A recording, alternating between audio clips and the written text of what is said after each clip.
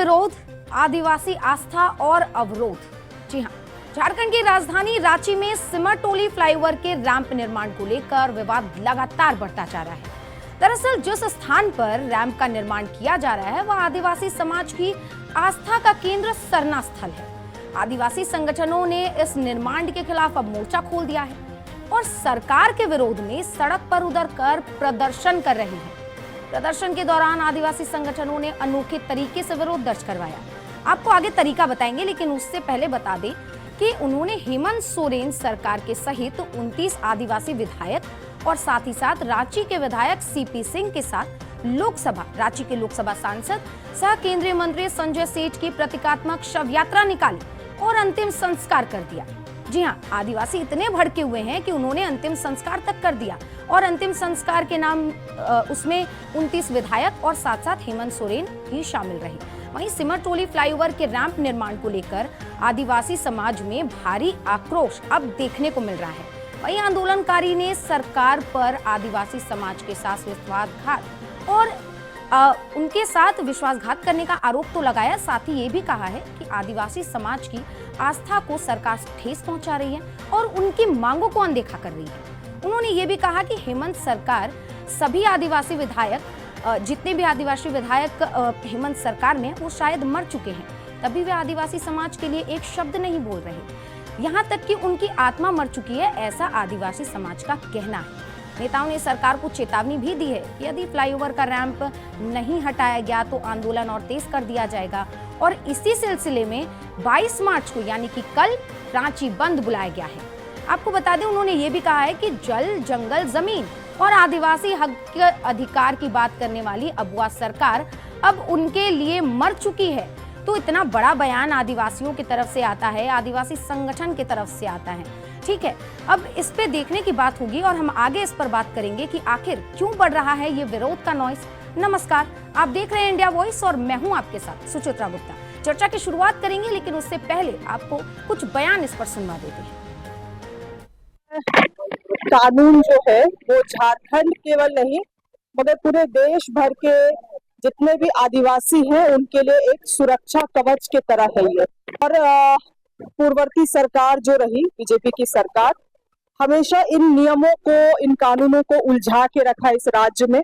और यही कारण है कि आज जो बाहर के लोग हैं, जो खुद स्वयं आदिवासी है, उन चीजों को भी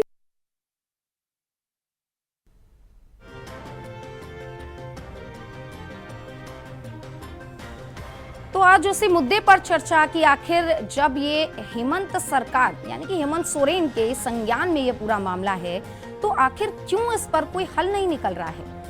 क्योंकि जंगल, जल, जमीन की ये जो लड़ाई है वो आर पार पर उतर आई है और इसे लेकर कल यानी कि 22 मार्च को रांची बंद बुलाया गया है। आदिवासी संगठनों का साफ तौर पर कहना है कि अगर रैंप का निर्माण नहीं रोका गया तो ये आंदोलन और तेज कर दिया जाएगा। और इससे पहले आदिवासियों में इतना आक्रोश था कि 29 विधायकों के साथ साथ हेमंत सोरेन की अर्थी, प्रतीकात्मक अर्थी उन्होंने उठवा दी और अंतिम संस्कार तक कर दिया। तो ये बड़ा विरोध देखने को मिल रहा है, जहां रांची में, हालांकि इस आंदोलन के बाद, इस प्रदर्शन के बाद रांची में यातायात व्यवस्था ठप रही, क्योंकि आप देख सकते हैं किस तरह से सड़कों पर आदिवासी संगठन पूरी उतरी हुई है और ये प्रतीकात्मक शव यात्रा निकाली गई, उसके बाद पुतला भी जलाया गया। लेकिन जब सरकार के संज्ञान में, यहाँ तक कि मुख्यमंत्री के संज्ञान में जब ये पूरी बात है तो आखिर इस पर फैसले में, संवाद में देरी क्यों हो रही है, आज चर्चा का विषय यही होने वाला है। लेकिन उससे पहले आपको पूरी जो पटकथा है इसकी हम बता देते हैं, क्योंकि ये आपके लिए जानना बेहद जरूरी है कि आखिर रांची में आंदोलन क्यों हो रहा है और क्यों इस पर सरकार काम नहीं कर रही है। इस पर हम सरकार का पक्ष जानेंगे, लेकिन उससे पहले आखिर आदिवासी संगठनों की क्या मांग है एक बार फिर से दोहरा देते हैं कि आस्था पर सवाल उठने लगा है। जी हाँ, क्योंकि आदिवासी संगठनों का कहना है कि जहां पर ये फ्लाईओवर का निर्माण चल रहा है वहां पे उनकी आस्था का स्थल सरना स्थल है, जहां पर ये निर्माण हो रहा है और वो लगातार आस्था के साथ खिलवाड़ करने पर हेमंत सरकार को चेतावनी देते हुए नजर आ रहे हैं। और इसे ही लेकर भारी आक्रोश और ये आंदोलन देखने को मिला, जहां पर रांची में ये आंदोलन हुआ, प्रदर्शन हुआ और इतना ज्यादा रोष और आक्रोश आदिवासियों में देखा जा रहा है कि उन्होंने अपने 29, जितने भी झारखंड में 29 आदिवासी विधायक हैं उनका पुतला जलाया, प्रतीकात्मक शव यात्रा निकाली और इस प्रतीकात्मक शव यात्रा में हेमंत सोरेन की भी प्रतीकात्मक शव यात्रा निकाली गई, उनका पुतला जलाया गया।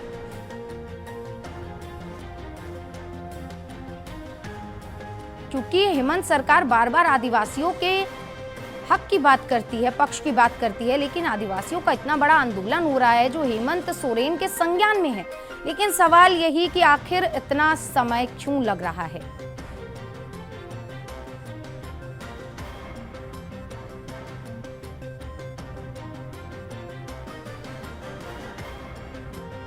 तो आपको बता दें, इसे लेकर आदिवासियों ने साफ तौर पर चेतावनी भी दे दी है कि अगर निर्माण नहीं रोका गया तो अब आंदोलन और तेज हो जाएगा। और इस पूरे मुद्दे पर चर्चा के लिए हमारे साथ मौजूद है विजय कुमार चौरसिया, नेता बीजेपी, जगदीश साहू, नेता कांग्रेस, और हेमंत कुमार, राजनीतिक विश्लेषक। आप तीनों का बहुत बहुत स्वागत इस चर्चा में। तो हम बात करेंगे कि किस तरीके से ये आंदोलन,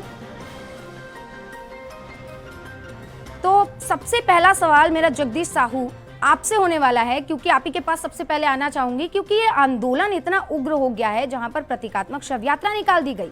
और इस प्रतीकात्मक शव यात्रा और आदिवासियों के प्रदर्शन को लेकर आपकी पहली प्रतिक्रिया क्या होने वाली है? और बार बार जंगल, जमीन, जल की बात हेमंत सरकार करती है, तो आखिर आदिवासियों की बात क्यों नहीं सुनी जा रही, जबकि ये बात संज्ञान में है हेमंत सोरेन के? देखिए, सबसे पहला बात तो मैं बता दूं कि जब फ्लाईओवर का निर्माण हो रहा था मैकॉन से लेकर वहां तक का, तो उस टाइम भी डीपीआर वगैरह सारा चीज को पेपरों में भी दिया गया था, सब कुछ देखा गया था। और उस टाइम अगर किसी को आपत्ति करना था तो उस टाइम आपत्ति कर सकता था। लेकिन अभी जो आपत्ति हो रही है, अब तो बहुत करीब करीब विकास का काम जो है, फ्लाईओवर का काम जो है समाप्त होने के ऊपर है, और 15 अप्रैल या मई को उसका उद्घाटन भी होने को है। तो कहने का मतलब है कि कुछ लोगों ने आदिवासियों को हवा दे रहे हैं इस पर, इसलिए ऐसा नहीं होना चाहिए। और हेमंत सोरेन ने तो 3-4 मरतबा इस संबंध में वार्तालाप करने के लिए भी लोगों को बुलाया गया।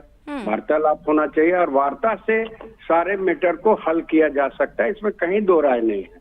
तो अगर इसमें आंदोलन करने का कोई आवश्यकता नहीं है, ये बैठकर मुख्यमंत्री से बात करने की जरूरत है।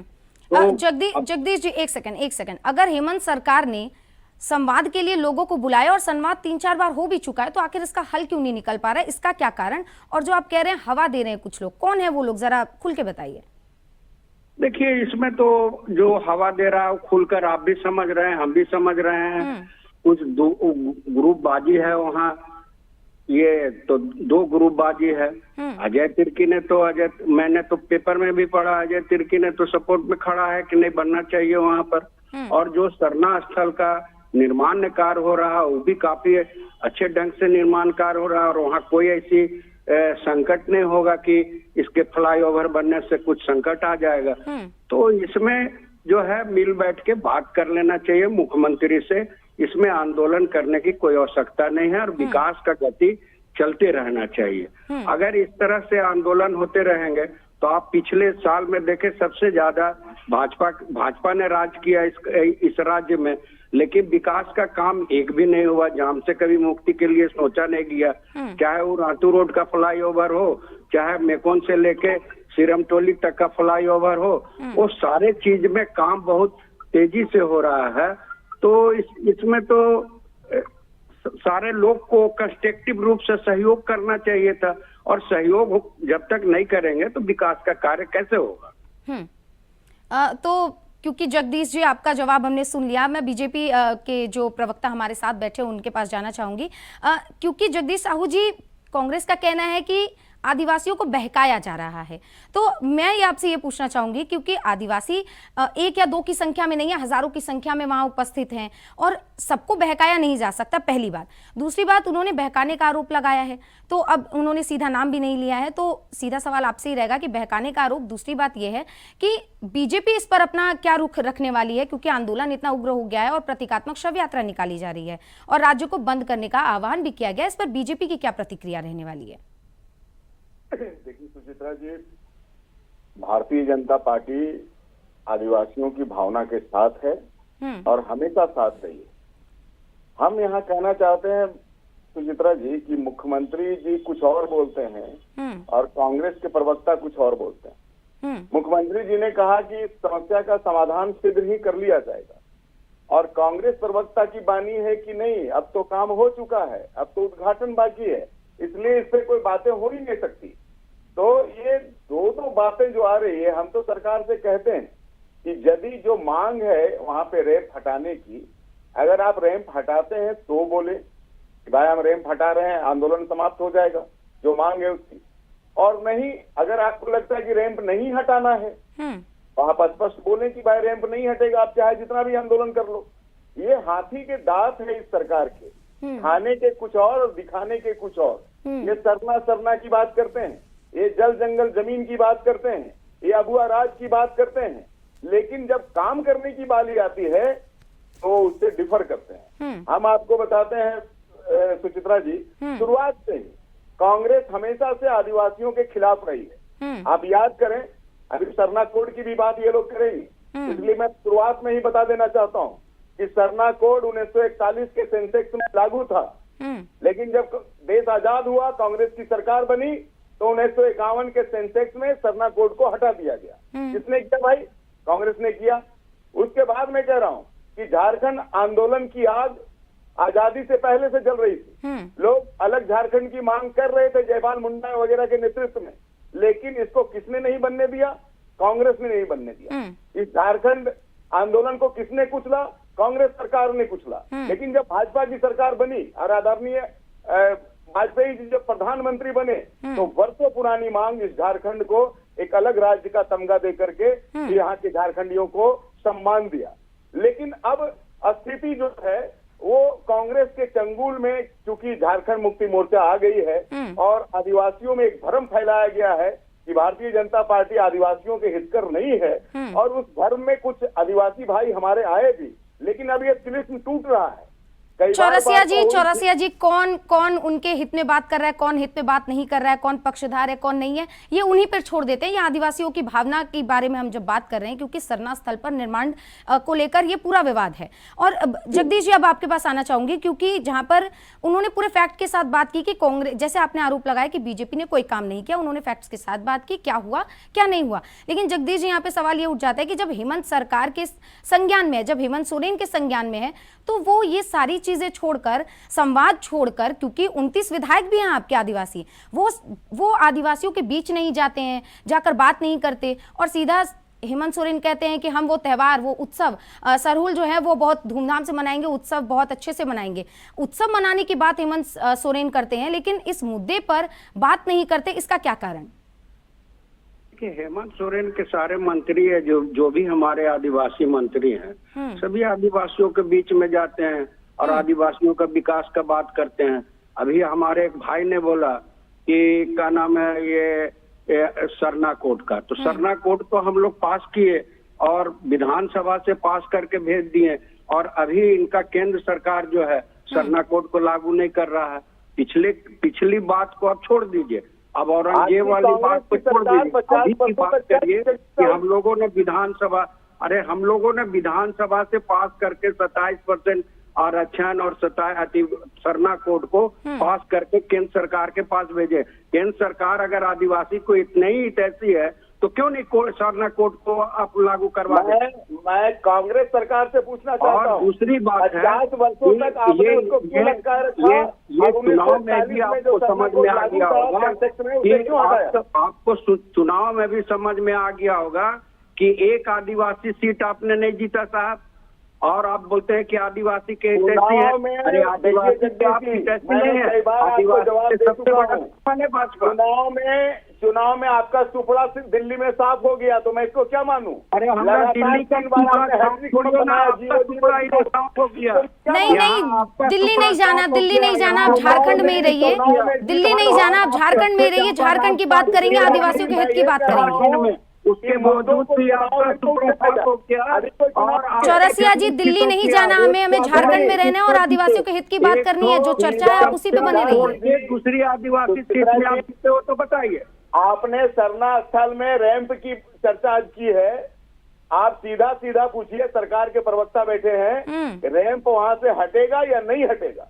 जी, अब सरकार से मैं सवाल करूंगी, ये मेरा काम है, मैं सवाल करूंगी, लेकिन उससे पहले मैं हेमंत जी आपके पास आना चाहूंगी कि आखिर जब हेमंत सरकार यानी कि हेमंत सोरेन के संज्ञान में ये पूरी बात है तो संवाद नहीं हो रहा है। 29 आदिवासी विधायक भी हैं, लेकिन वो आदिवासियों के पास नहीं जा रहे क्योंकि कांग्रेस कह रही है कि वो जाकर बात कर रहे हैं, लेकिन इसका कोई रिजल्ट नहीं आ रहा है क्योंकि उन्होंने 29 विधायक है, उनकी भी प्रतीकात्मक शव यात्रा निकाली, यानी कि जरूर कहीं ना कहीं उनके मन में रोष है। तो आखिर इस फैसले में संवाद में देरी क्यों?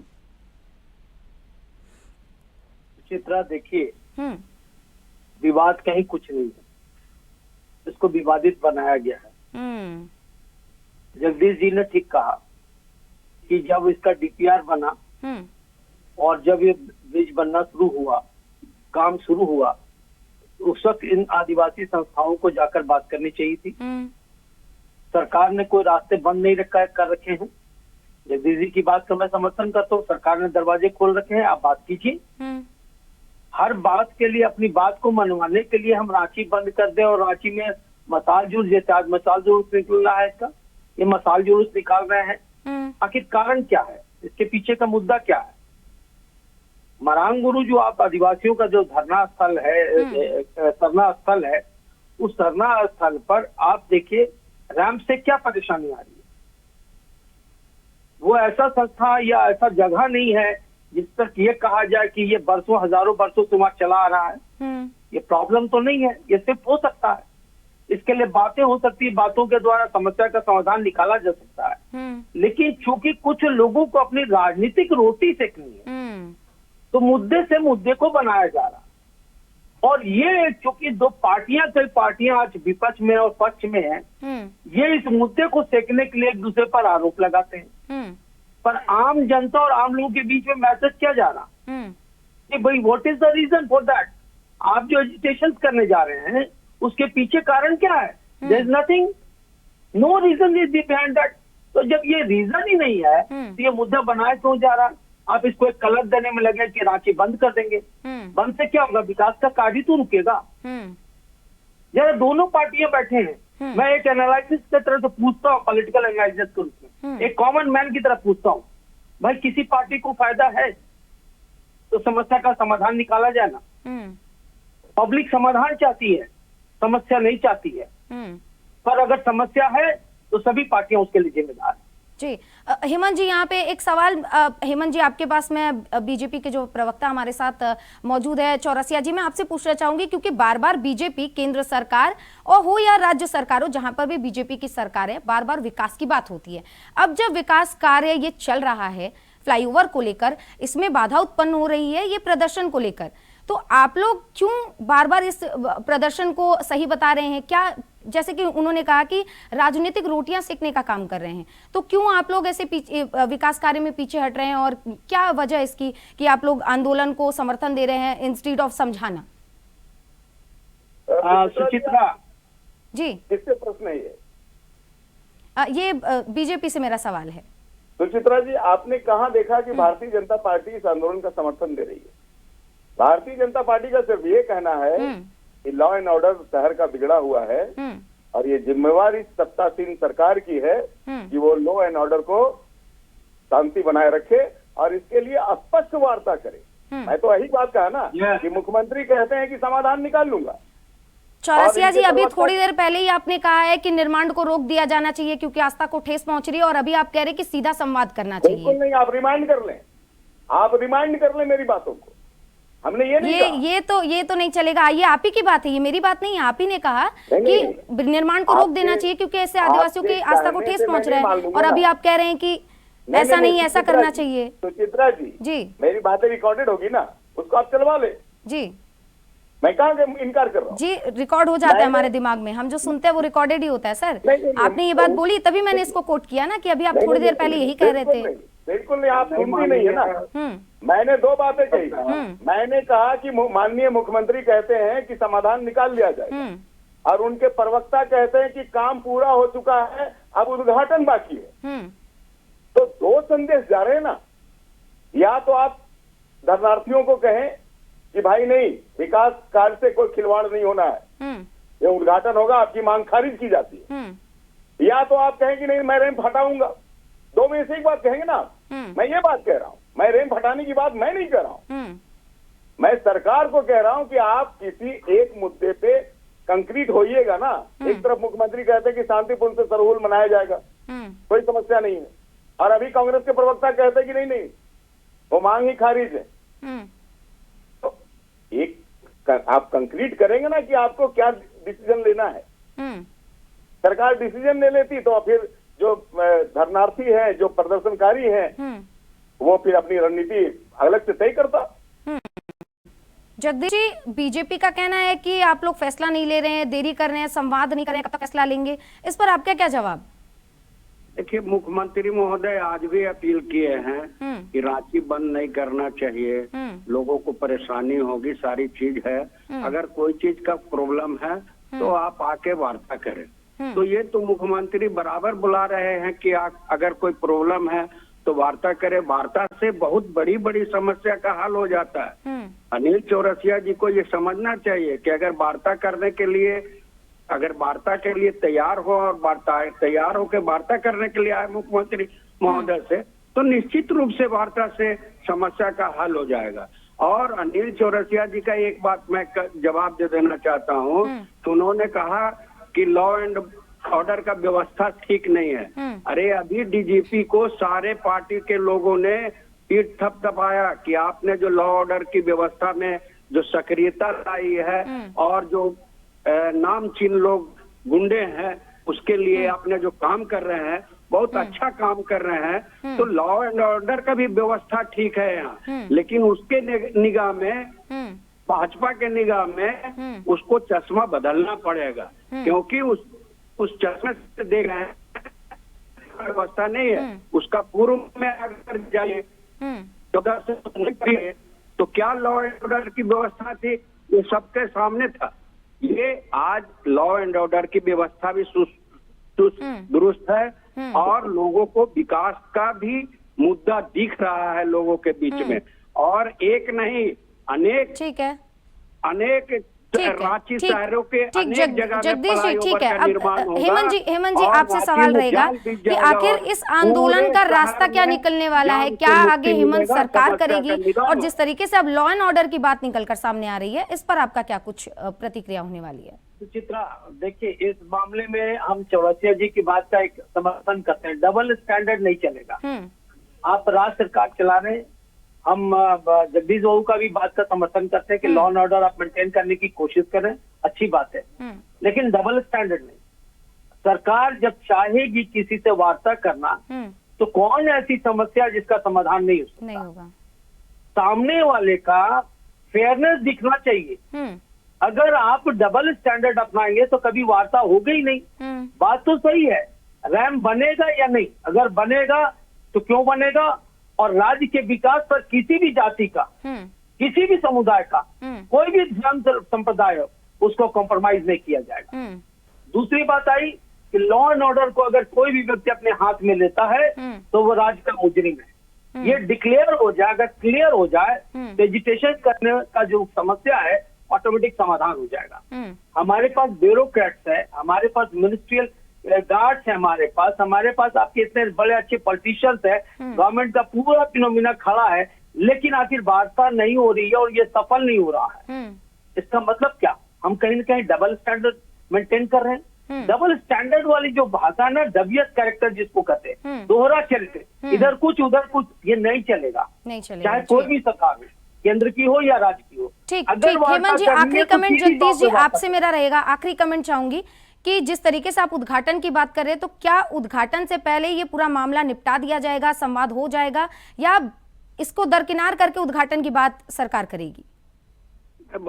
बहुत बार आपके चैनल में बैठा हूँ और मैं जो बोलता हूँ तो बहुत परफेक्ट बात करता हूँ और जो सही बात है वही करता हूँ। निश्चित रूप से उद्घाटन के पहले ये सारी मसला सोल्व हो जाएगा, उसमें कहीं कोई राय नहीं है, और वार्तालाप हो जाएगा लोगों के बीच में, और ये सारी चीज मैटर को सोल्व हो जाएगा। लेकिन एक बात है ना कि भाजपा को दोहरा चरित्र जो रखे हुए हैं ना, वो दोहरा चरित्र को समाप्त करना होगा और विकास की ओर, विकास में ठीक होगा। ठीक विपक्ष का ठीक भी काम होता है ठीक जगदीश जी, विकास को आखिरी सहयोग कमेंट, करने आखिरी का। कमेंट बीजेपी लेकिन इन चौरसिया लोग जी कुछ विकास कहना चाहते चाहते हैं नहीं है आखिरी? देश में। मेरे पास इन वक्त की लोग कमी है, देश वक्त की में- कमी है इन लोग साहू जी, देश- पूरे देश में वक्त विकास नहीं वक्त की चाहते। कमी है। आखिरी 10 सेकंड चौरसिया जी आपका, आखिरी कमेंट, आखिरी कमेंट जी चौरसिया जी। मैं जानता हूँ कांग्रेस क्यों ये नहीं रुकेंगे। Chitra ji, law and order की क्या स्थिति है? नहीं साहू जी, ऐसे नहीं चलेगा। एक आखिरी कमेंट, 10 सेकंड का वक्त है मेरे पास। चौरसिया जी आपका आखिरी कमेंट। Suchitra ji, law and order की क्या स्थिति है? बीता होली बता दिया सभी को, और कैसी तुष्टीकरण की पॉलिसी है ये भी बता दिया। हम आपको बताना चाहते हैं सुचित्रा जी, कंक्रीट करते हुए कि जब झारखंड बना था, आदरणीय बाबूलाल जी मुख्यमंत्री बने थे, हेमंत जी को याद होगा कि रांची के मुख्य सड़कों पे हाट लगती थी और रांची के मुख्य सड़कों पे दुर्गा पूजा का पंडाल लगता था। आदरणीय बाबूलाल जी ने दोनों समुदायों को बुला करके ये समस्या का सॉल्व किया था, हाट भी बंद करवाया था। चलिए ठीक है, ठीक है। तो अभी के लिए फिलहाल हम चर्चा को यहीं पे विराम देंगे। बहुत बहुत धन्यवाद विजय कुमार चौरसिया जी आपका, जगदीश साहू जी आपका, और हेमंत गुप्ता जी आप सभी का। तो आप सीधे तौर पर देख सकते हैं कि फ्लाईओवर के निर्माण को लेकर, रैंप के निर्माण को लेकर अब झारखंड में, रांची में विवाद काफी बढ़ गया है, आक्रोश आदिवासियों में बढ़ गया है। हालांकि अब देखने की बात होगी कि उद्घाटन से पहले ये मामला किस तरीके से सुलझने वाला है और इसे लेकर हेमंत सोरेन का क्या बयान सामने आएगा। इसी के साथ फिलहाल के लिए इस चर्चा में इतना ही। आप बने रहिए इंडिया वॉइस के साथ।